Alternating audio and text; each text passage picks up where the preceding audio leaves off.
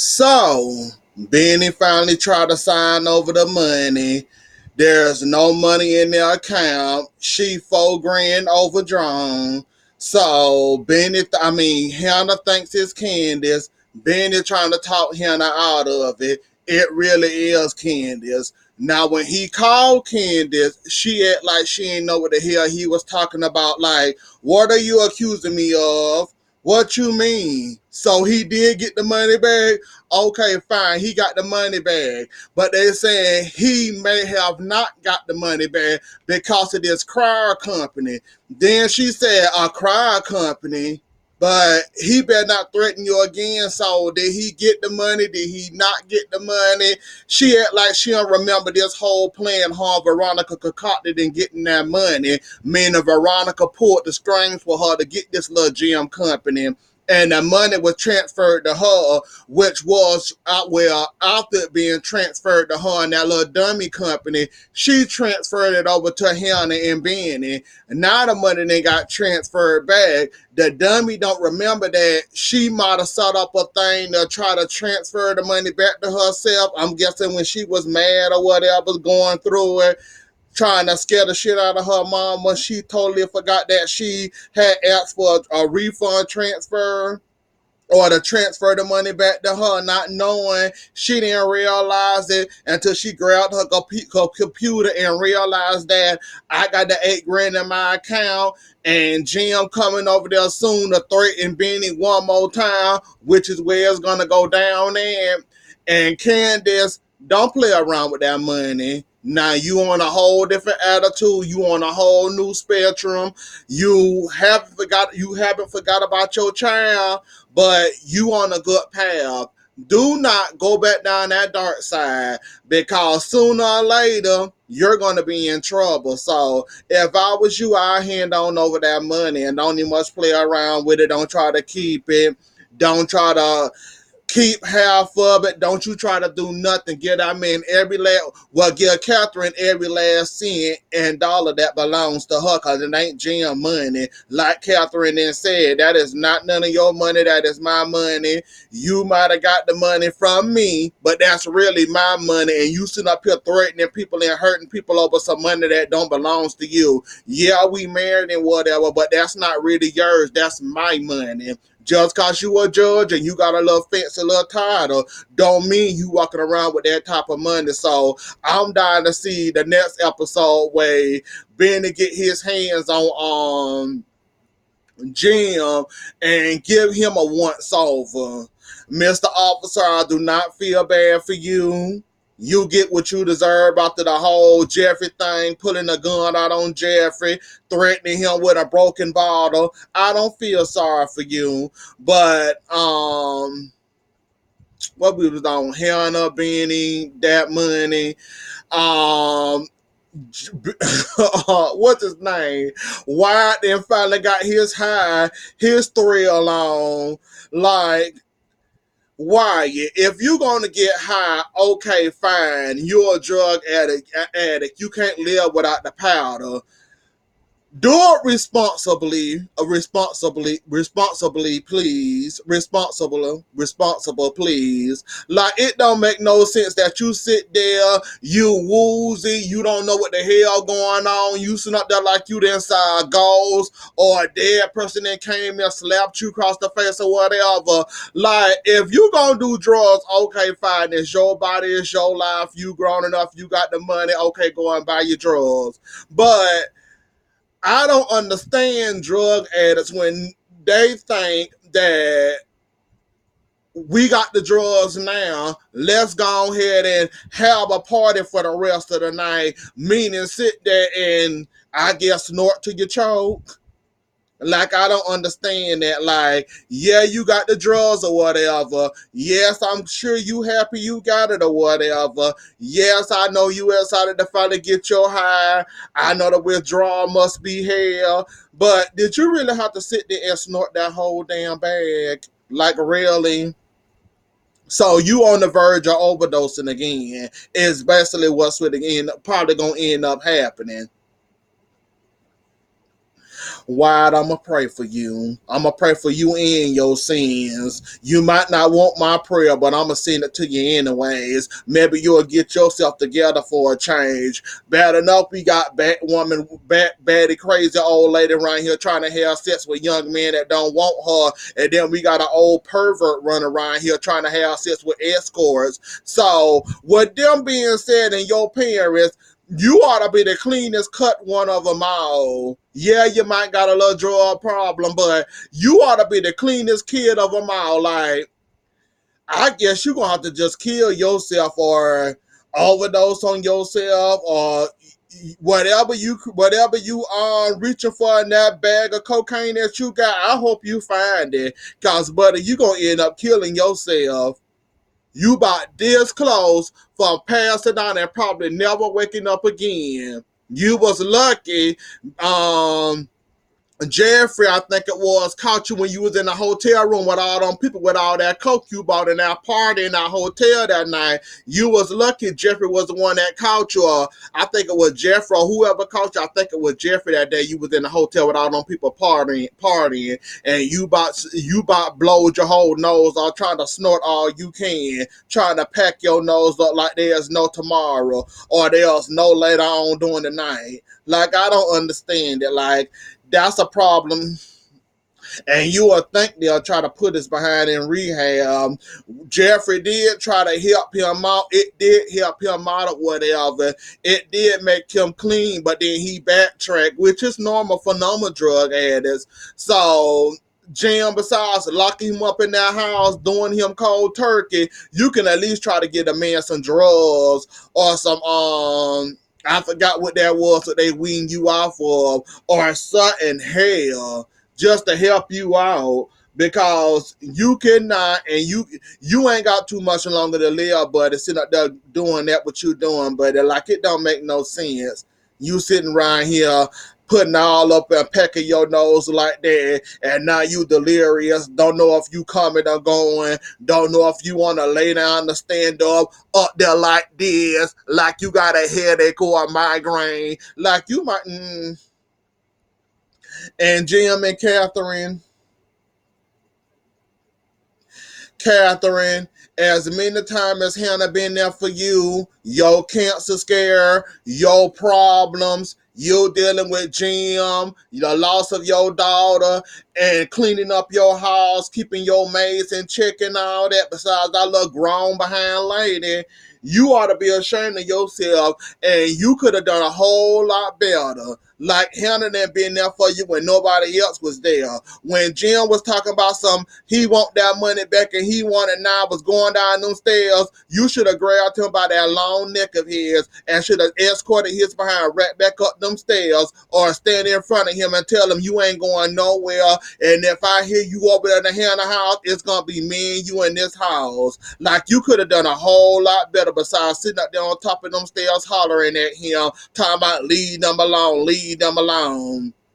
But that's okay. Benny got his number, and I'm glad Hannah. I'm glad Hannah let Benny get fit to get on loose on that behind, cause he gonna learn. Just cause you a judge, you a old man with broken bones, with brittle bones. All you gotta do is hit them bones the right way or step on that anchor the right way. You gonna be right here limping like a dog. I don't know who the hell you think you skin with your name, and he calls you a judge. But ain't nobody scared of you, Jim. That goes right along with Veronica behind, do you know who I am? But anyways, though, but you could have done a lot more, Hannah. I'm just saying, you could have grabbed him by that long turkey neck and rung him and dragged him up back up them stairs, or did something. That woman that been there for you to through thick and skin, thick and thin, and you just gonna sit there and holler upstairs and let that fool go do whatever the hell he want. I can't with you, Catherine. I can't. You try to act like you the big woman, the big man on campus with this relationship or this marriage, but you let Jim run all the way the hell over you, and I cannot and I will not with you. And the fact that you sat there and let that man go over there to that woman's house all over again when you knew that's exactly where he was heading in, you could have done a whole lot better, like standing in front of the door telling him he ain't going nowhere, knocking him the hell out of doing something. Like you shot Jennifer Salison for being too nosy. Why don't you shoot him in the ankle or something? Hell, you could have done something besides sitting up there letting that fool go bother them, which which you knew what that was the hell he was gonna do anyways. But back to this foursome, this threesome, this setup that gave for pay all for, Rocky all for, and we got a secret guest in the bathroom, high, and they don't know about. And oh, y'all some dirty little escorts people. Y'all trying to draw the attorney general. Y'all some messy mofos. Y'all really are messy as hell. At least if you're gonna try to drug somebody, at least don't make it obvious. Y'all knew what the hell he was pulling out in that clear bottle. Now let's be honest and let's be real. When have you ever known a party drug or a drug in general to have more fun with? When have you ever known it to be in a clear bottle and they have it up there where you can squeeze it in the drink? Y'all didn't catch on. Y'all dibble and dabble in drugs. Y'all didn't catch on that this might be a setup. This might be too obvious. Gay for pay. I excuse you because I know you don't know. No, you young, dumb, and full of cum, so I don't expect nothing out of you. But Mr. Rocky, you didn't suspect anything at all. This man want to have a foursome. He don't seem like the type. He don't seem like a freak or whatever. Yeah, the money might look good, but y'all didn't catch on. Y'all didn't get no weird vibes. Y'all the thought in the back of y'all neck didn't come up. The hair on the back of your neck didn't stand up. You didn't start thinking. You didn't start wondering. You weren't concerned. Like, y'all can tell that that was a setup. He want a foursome. It's one of him and three of y'all. Really? What is this, a group party? A gang bang? Like y'all can catch on. I'm pretty sure y'all never got nobody not that wild and that rowdy before that y'all had in clients. And y'all mean to tell me y'all didn't realize that was a total setup? And the fact that he went and pulled out a white liquid out of his thing, out of his pocket, talking about a party drug, that didn't tell you another thing. And as soon as he told y'all, if this drink turn another color other than the color it's supposed to be, I know y'all trying to drug me. That didn't give y'all another indication to run. Like y'all can catch the little clues. Like, I knew y'all was dumb, but I didn't know y'all was that dumb. Like, I don't know how y'all didn't catch that was a setup. Run for your life. Gay for Pay did the right thing he did. The only thing I didn't like what he did was run his behind the Veronica house like she was gonna save him. He did the right thing, not snitching and not talking and running like hell. Rocky, you should have got on his carpet or the back of his coattails and held on for dear life and run around and run with him.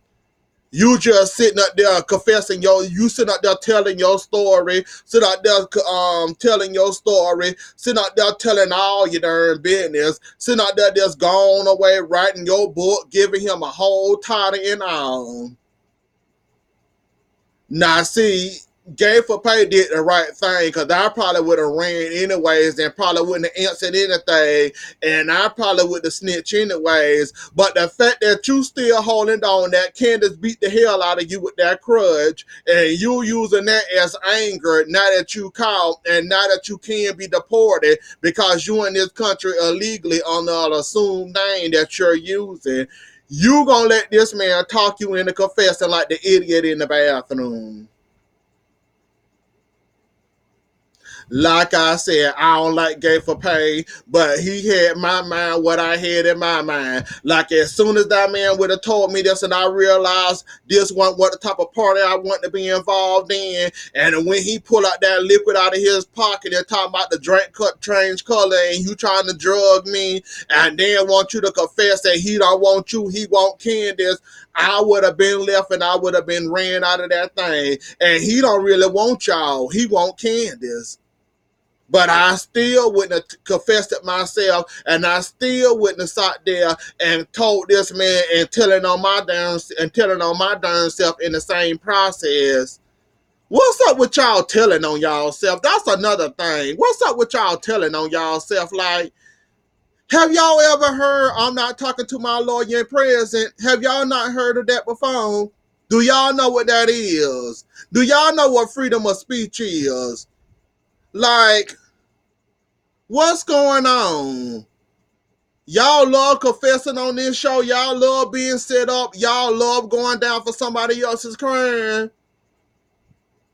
I would have yelled so, like I said, when it came to dummy in the bathroom. I would have sung and danced. I want a lawyer. I want a lawyer. I want a lawyer. I want a lawyer. That's exactly what he would have got from me. Every time he would have asked me something, I want a lawyer. I want a lawyer. I want a lawyer. More than likely, your lawyer gonna tell you to shut the hell up and don't answer anything or don't say nothing. And anything he get on you right now, it's gonna be admissible, and it might not matter or whatever. But y'all need to stop all this darn confessing. Like I don't understand y'all at all. Like y'all tell on y'all damn self too much. Like I wouldn't. And game for pay, I don't know what the hell you thought Veronica was gonna do for you. She did exactly what she wanted to do to you. You needed her. She don't want to be bothered. She already done had a rough day dealing with Mr. Officer and being slapped and setting him up to be raped and whatever that other word she said in jail. So she already done sought him up for he can get caught. So she ain't really worried about him. And she damn sure ain't too fun of being fooled up with you at the moment. But I was shocked though the FBI was there to see her and not gave for pay. And he went running upstairs. And now she may or may not be in trouble. So that was kind of funny that she thought she was gonna run over the FBI, and they told her you can come in, you can come voluntary or involuntary, or I can arrest you and embarrass you walking out your house with these handcuffs on. Now take your pick. Don't get your purse. Don't worry about locking your house off. Just come on with me. Come on.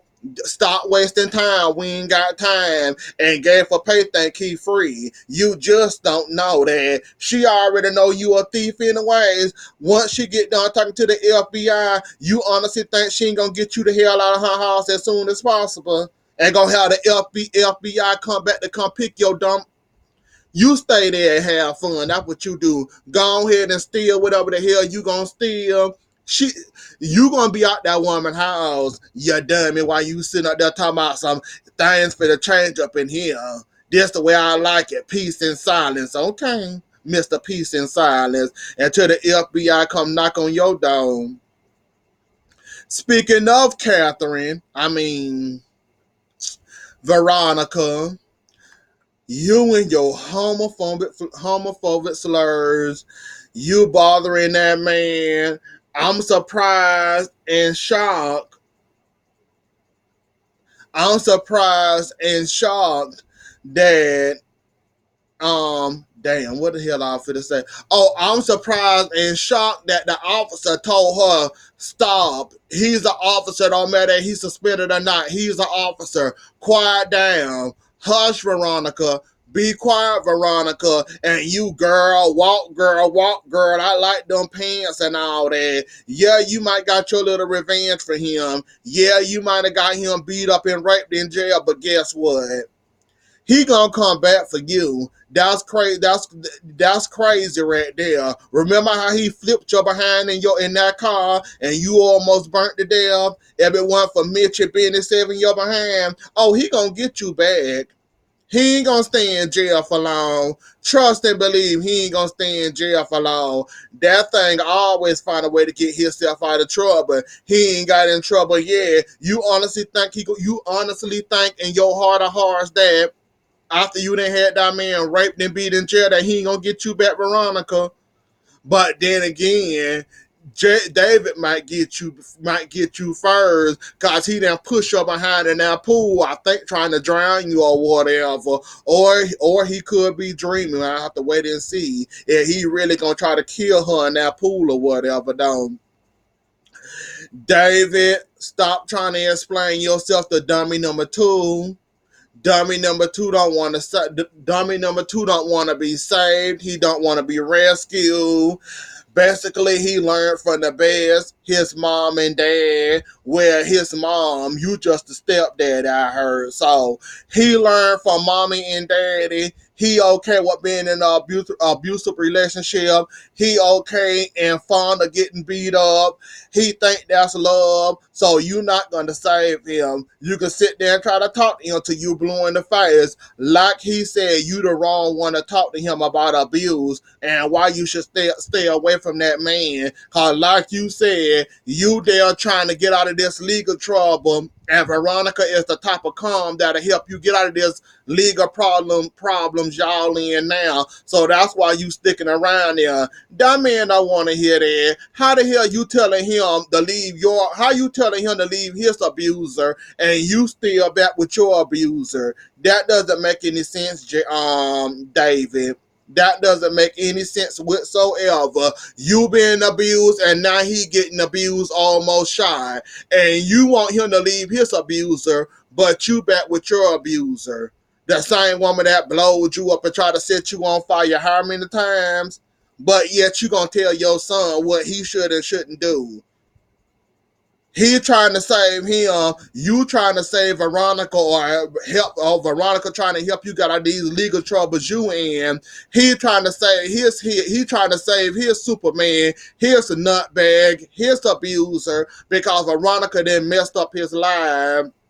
His family not a fond of him being gay. So basically he cut off the only life he got, and the only life he were living for is Jeffrey.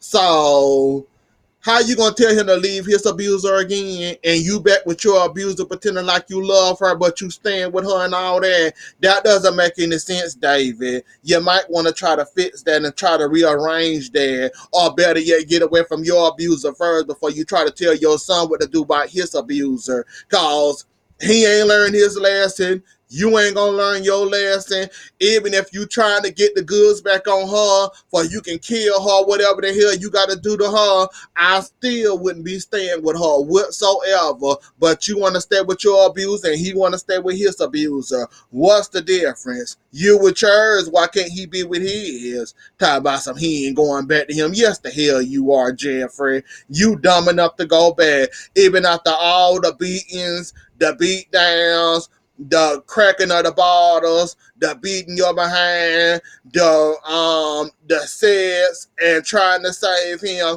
Jeffrey, you'll be back in that boy good graces. Don't play around with me, Jeffrey. You going back to your abuser. You want us to believe that you don't. Jeffrey, I ain't got no faith in your behind. You'll be back. Trust, you'll be back. Did I say everything? Yeah, I think I said. Anyways, though, y'all, that was the episode. Can't wait to see next Tuesday's episode, though. Don't forget to like, share, comment, and subscribe. I'll see y'all later. Enjoy the rest of y'all night. Bye.